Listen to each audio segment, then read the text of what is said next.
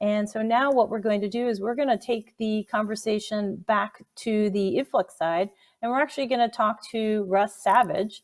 And Russ is going to just go over the InfluxDB platform update. And so let's see if he's here. Hi, Chris, I'm here. Hi, I'm here.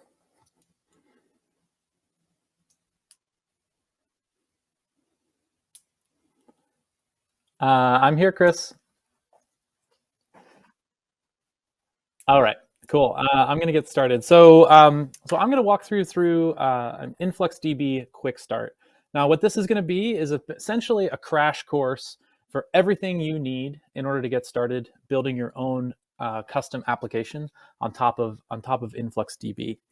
So it's not super easy to go and develop an entire application in just a 30-minute talk. And so we're going to try to set the stage and see how far we get. So, our real mission here and what we're trying to accomplish using InfluxDB is we want to build an IoT application. So our application is really designed so that it can bring in temperature readings from various sensors, present it to our users as raw metrics, and then aggregate that by minute or hour or day. And so, at a very basic level, you've got a bunch of IoT temperature sensors out in the wild, and then our users are going to be able to view that information. And like I said, developing an application in a few minutes isn't that easy. So we've got some cheats or assumptions here that we're going to use. So in this talk, I'm going to really be focusing mostly on the backend code, not the front end UI. If you saw, I'm a product manager that does some development on the side. It's certainly not UI development, and so we'll make sure that we build the backend, we get the APIs set up and ready to go, so that you can easily plug in, whatever UI you're interested in. There's a ton of different IoT sensors out there. And so what we're going to assume is that these sensors and whatever platform that they're running on have the ability to post JSON messages into our application. And so we're gonna focus on that. You might have to write a custom app that runs on your IoT device to make that happen. We're going to ignore some of the service reliability concerns, almost all of the security concerns, and we're going to focus on using Python and specifically the Flask framework to develop all of our APIs. And so if we look at what our application is going to look like at a very high level, it's going to be broken up into about four different pieces for this quick start. So we've got a public write API. Now this is the API that our IoT sensors are going to post their JSON messages into. From that API, it's going to write and store into a data store. In this case, it's going to be Influx Db Cloud. And then on top of that, we're going to have a public read API, which is an API that's designed to fetch information from Influx and present it to our front end UI. And so those are kind of the basic components, and we'll use that as kind of a roadmap as we go through the various pieces that you need to develop this application. So let's start with our write API and talk about some of the requirements needed for a write API, right? Product manager always got to start with requirements. Super simple. We really just want a single endpoint for our sensors to post our JSON payloads to. So the purpose of this endpoint is simply going to be accept a JSON formatted event from our sensors. It's going to transform that event into something that InfluxDB can understand and push it into InfluxDB. So that's what we want to do with this API. Of course, we've got a bunch of open questions, right? I've never used InfluxDB before, so I want to understand a couple of different pieces of information to get started here. So, what's the Influx data model? What formats or what data formats does InfluxDB accept? What's the authentication mechanism? How do I authenticate to InfluxDB? And what's the easiest way to write data into InfluxDB through Python? So these are kind of the minimum pieces of information that I'm looking for when I start building this out. So let's jump through each one of those. To get started, right, you jump into InfluxDB Cloud, you sign up for a free account. Really easy, just put in your email address, no credit card needed, and you're good to go. So that gives you an actual account that you can use for development purposes. And let's talk through some of the different, as you read through the documentation, as you look through all of the different blog posts and all that sort of stuff. Let's get to some quick definitions of what you might hear. So QuickStart glossary, kind of the basics you need to know when you're browsing around our product. So an organization. So at the top level, when you join InfluxDB Cloud, you get an organization, and an organization is really just a workspace for you and anybody in your account to work in. So all of your data, all of your dashboards, all of your tasks, everything in the app lives in an organization. A bucket. For those of you that are new to InfluxDB, a bucket is similar to a database. It's really the concept of a database and a retention period, which is the period of time that the data sticks around, kind of combined into one. But if you're coming from the relational database world, it equates roughly to a database. If you're coming from the Influx 1.x world, it relates to a database plus a retention policy. A measurement is the name of a group of data, and so if you're coming from the SQL world, it's kind of like a table, but it's a way to group information together in InfluxDB. You have a tag set, which is a set of key value pairs that tell you how to group data at a low level. Everything is a string. Think of this as what device the data is coming from, what region, any sort of information to help you classify your data. Then you also have the field set, which is the key value pairs that is the actual data that you're sending in. In this case, it's going to be temperature sensors. So we're going to have a temperature data that flows through. It can be numeric, it can be strings, it can be whatever. And then a series is a combination of tags and fields, kind of a unique way to identify that information in your application. So those are kind of the quick concepts. Again, don't worry if it's if it doesn't all make sense. It will as you start working through the application. The measurement tags fields, it's super important for the next piece of information, which is the data format that InfluxDB accepts. It's called line protocol. Now it's a data format that's designed to be easy to read and easy to generate and very machine generatable. And all data have to be converted into line protocol before you send it into InfluxDB.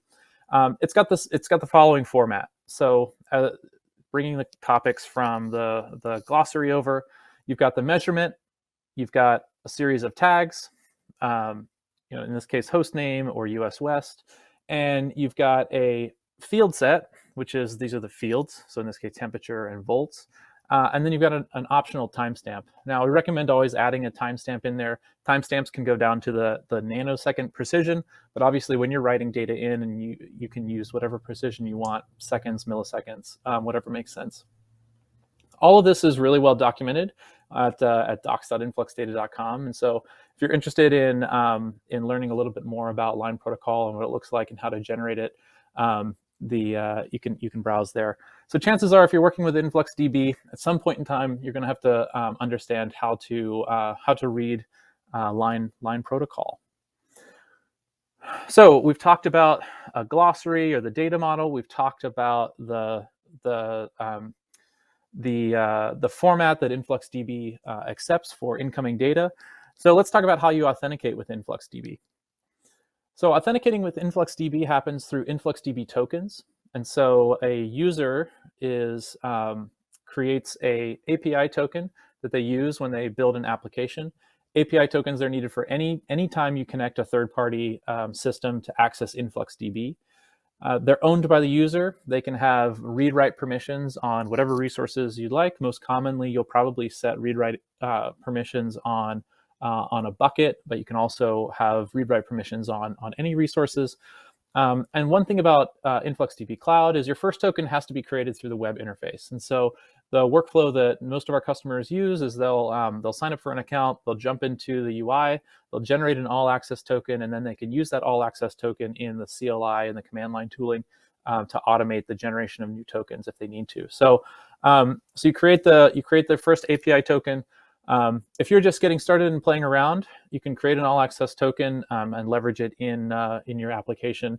And then obviously when you move into production, you might want to narrow that scope down into just particular write access to a bucket that's interesting to keep everything secure. Learn more about tokens at the docs link here. You grab it and put it into your app, and then you kind of forget about it. So that's how you authenticate with InfluxDB. Oh, and the other nice thing is Influx API tokens can be deactivated temporarily. And so if for some reason you've got something going wrong in your account, maybe an application that's out of control, you can deactivate the individual token for that application, and then it'll stop writing. So because of that, we recommend creating an API token for each of the different systems that's going to access InfluxDB on your behalf, so that you can have some fine-grained controls over what gets what you can turn on and off. So that's authentication in a nutshell. So what's the easiest way to write data into InfluxDB using our preferred language? In this case, it's going to be Python. Well, they're InfluxDB client libraries. So InfluxDB provides a ton of client libraries for all the languages that are commonly used. You can incorporate that code into your application very, very quickly. All of the client libraries, they're designed to work in a similar fashion. So you shouldn't have to relearn the concepts if you switch to a new language. And they can all do read, write, management of resources, anything like that, and super easy to incorporate into your application. If there is a client library that you need that you don't see, reach out to the community members, and I'm sure that someone will be happy to help you out there. All right, so our data for our application, getting back to our application and out of these concepts, our data for the application is in JSON, but we just learned that InfluxDB accepts line protocol. So we need to figure out a way to map our data into line protocol. And the other awesome part about the client libraries, they all contain an object called a point. And a point is a really easy way to construct line protocol without having to understand the nuances of escaping and all that sort of stuff. And it looks like this. So you can create a point, you can give it a measurement name, you can add as many tags as you'd like, you can add as many fields as you'd like, and you can add an optional timestamp. And then you can push that point directly into Influx, or you can call a two-line protocol. You can generate the actual text for the line protocol if you ever need it. So super easy to map JSON data or XML data or whatever format your data is into line protocol. You take your event, you extract the field, the information that's really, really useful, and then you put it into the point object. And you can send a single point, or most likely you can batch those points together in chunks of about 5,000 to really improve the performance of ingesting data. All right. So getting your connection details from InfluxDB. This is kind of the information that you need to configure and set up your client library. You can grab all of this information from the UI. Our UI has instructions for every single client library out there to set it up and get going. In this case, you can find it in our UI that has the token, the org, the bucket, and then information on how to actually set up the client. So super easy to copy this into your app and get started with the InfluxDB client. So what does that example code actually look like? On the left here, I've got a very simple event, very simple temperature JSON that could be coming from your IoT device. And on the right, I've got a quick Flask function that grabs that JSON request, starts creating the point object. You can see I'm naming it as sensors. I'm putting the ID, the location, the units as tags. I'm adding in the temperature field as a temperature, and then I'm adding in the timestamp with a bright precision of a second. So again, really easy to map whatever data format your application is accepting into a format that works with Influx. Next, I'm just grabbing the client and using the right API to send that information to the sensors bucket. And that's all that that API endpoint does, and it returns a 201 when it succeeds. It's a very easy, very simple function to bring in custom data into InfluxDB for your application. All right, so we got into the little bit of a detail there, but it was really useful to understand the different concepts that you need to figure out in order to download and bring the client libraries into your application, convert from the data format that your system is working in into InfluxDB, and then write that information directly into the database. So that's kind of it for the write API. Like I said, it's super simple. Let's jump over to the read API. Now, the data is being stored in InfluxDB, but how do we get it out? How do we actually get it to our front end? So our read API is going to be very similar to our write API, just on the other side. We're going to have a single endpoint that is really designed to get the temperature data out of InfluxDB. It's going to query InfluxDB and provide the results as a JSON format to our UI that can then easily graph those with whatever graphing library that we choose. So again, we're back to some of the open questions. So how do we get data out of InfluxDB? Well, the answer is leveraging Flux. So Flux is a super powerful data scripting language. There's probably a bunch of talks throughout InfluxDays about it. It's the way that you can query data from InfluxDB and extract data into your own application.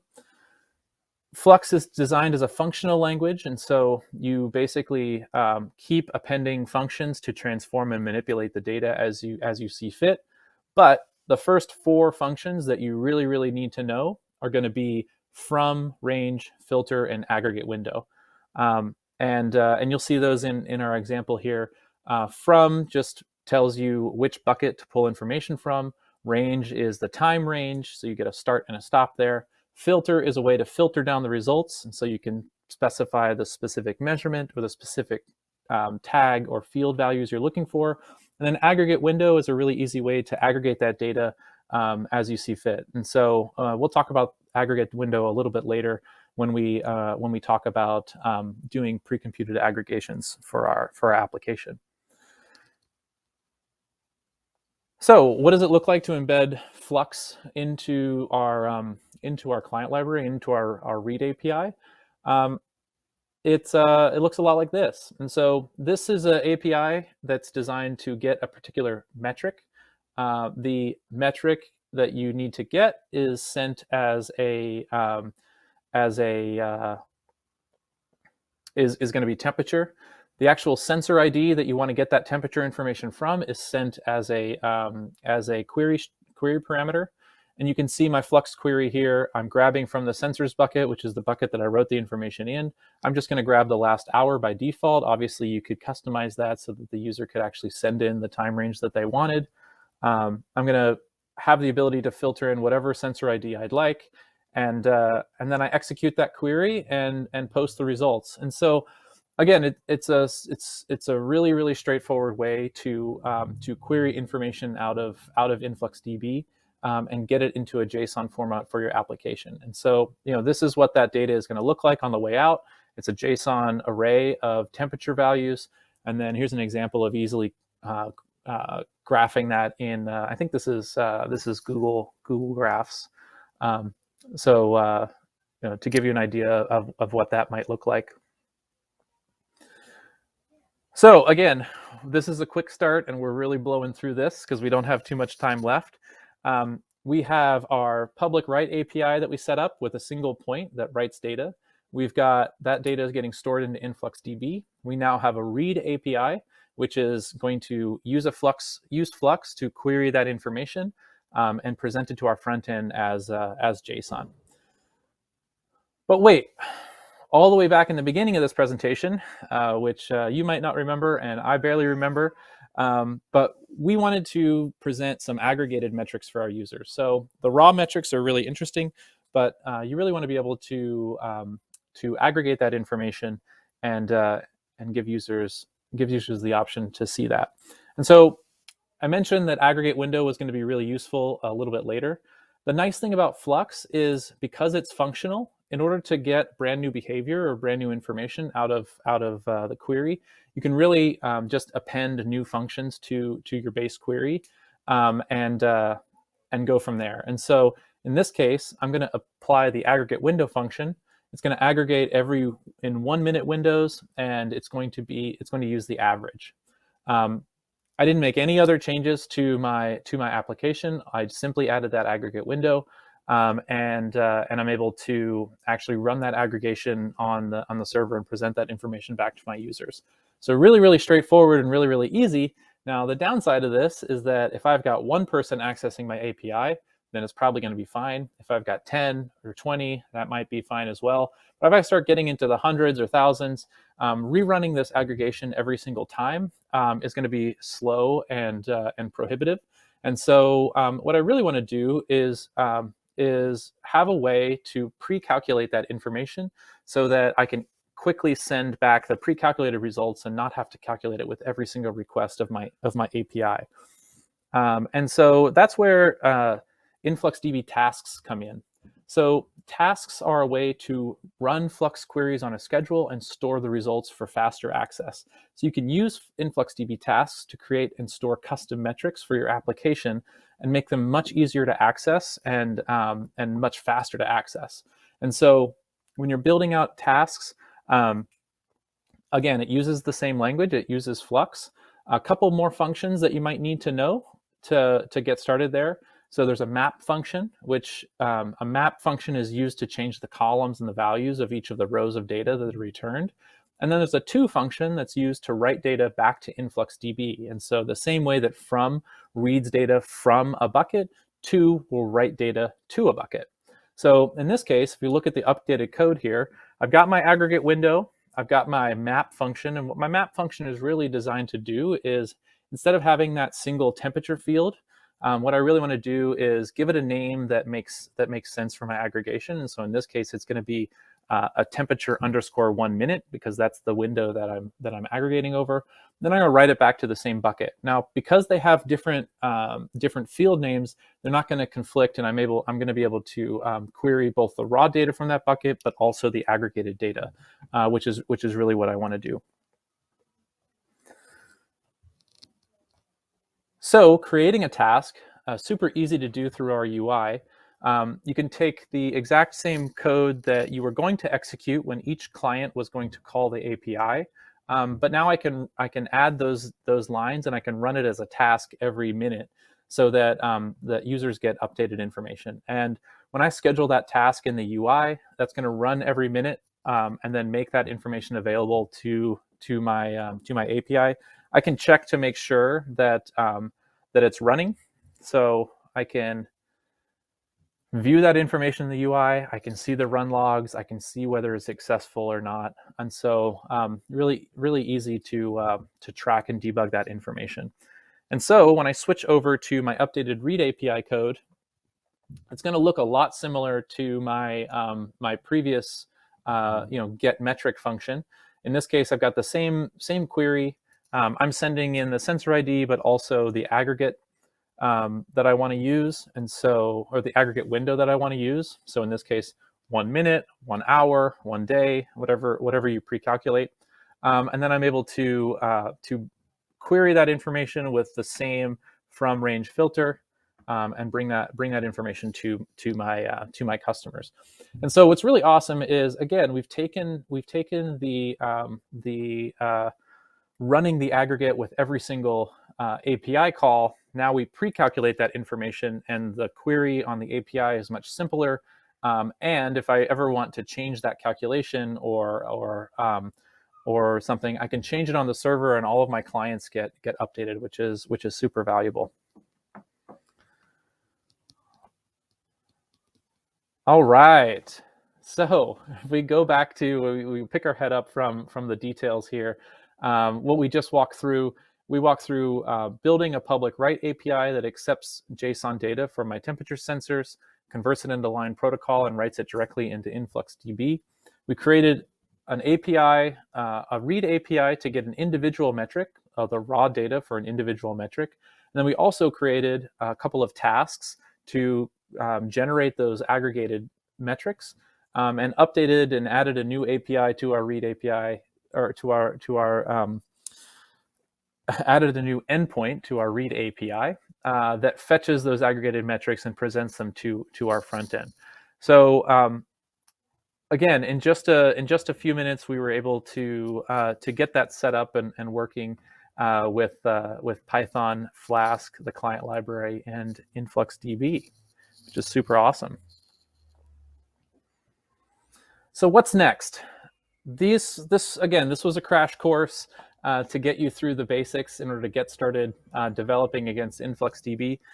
This same pattern, we're using Python here, but you could use it for any of the major languages that make sense.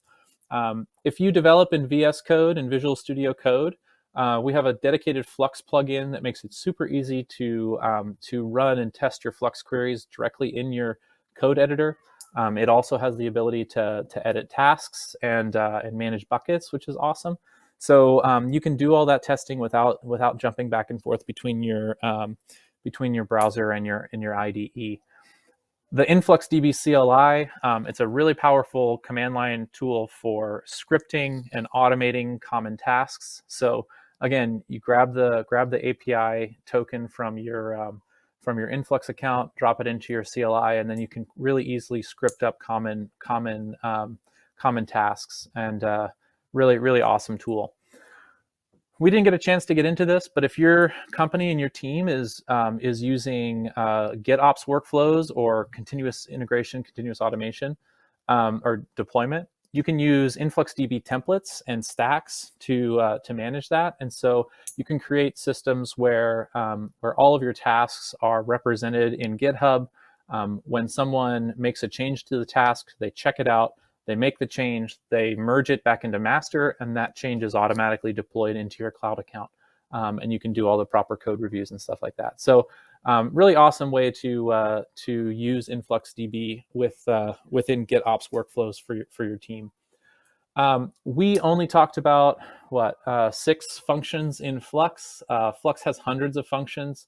Very awesome language, and they keep updating it, and it gets rolled directly into cloud. And so as new functions are available, you get access to those right away. The other nice thing is Flux is an open source language, and so and it's designed around libraries. And so if you have a capability or something that you think the public would benefit from, you can go into GitHub. You can open a pull request against the Flux repo, and the Flux engineering team will take a look at it and give you feedback. And so that could be incorporated into InfluxDB, and then you could just leverage it in your scripts. The other awesome thing is InfluxDB API invocable scripts. And so we talked about a task being run on a schedule. Now you can actually put your Flux script as an API that your code can call. And so if you think about what our APIs did, we were actually storing the Flux code in our actual code. What you can do is you can move that Flux code to the server, and then your code would just call an API endpoint.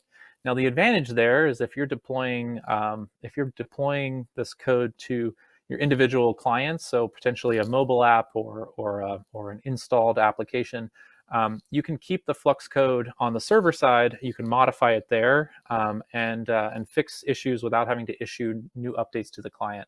So really awesome, powerful tool for bringing your execution of your code closer to InfluxDB. And that's all I had for today. So thanks for sticking with me on this quick start. I know there's a lot of different pieces, but hopefully, after this talk, you've got a little bit of a better idea on how to build your first application using InfluxDB. And now I think we're going to jump to questions.